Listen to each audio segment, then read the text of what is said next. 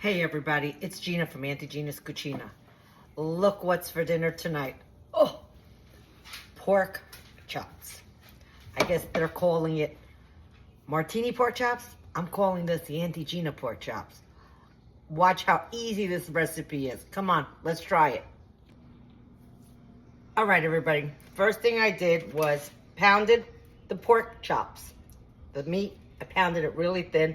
I floured, egged, and put breadcrumbs. I have a little bit of red wine vinegar, chicken stock, garlic.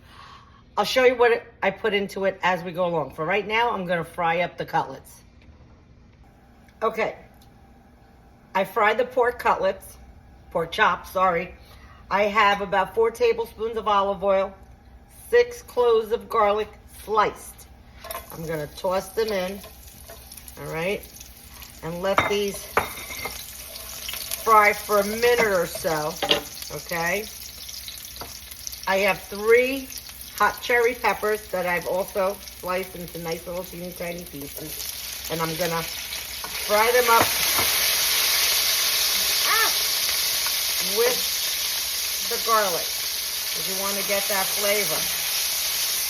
So, just gonna toss this up.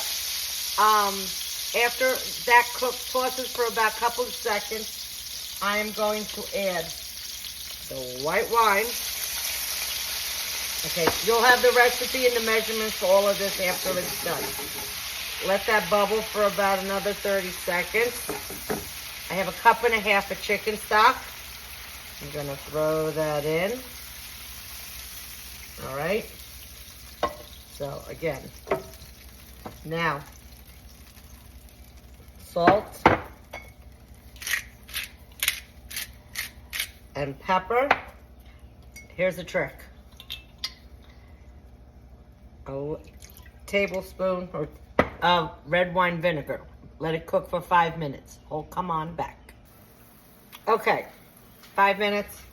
Now, I have the juice of 1 lemon. All right. Just swirl it around. That's it. Watch this. Now you just put the pork cutlets, pork chops, or whatever you want to call them in. Okay, as it's bubbling. I know, they're kind of big. But just toss it and then get a spoon and throw some of the juice onto the pork chops. Okay. Let me get this last sucker in. I have sliced green olives. Done. And just spoon the sauce in right over it. And I gotta tell you, it's really quick, it's really easy. Try it. See you later.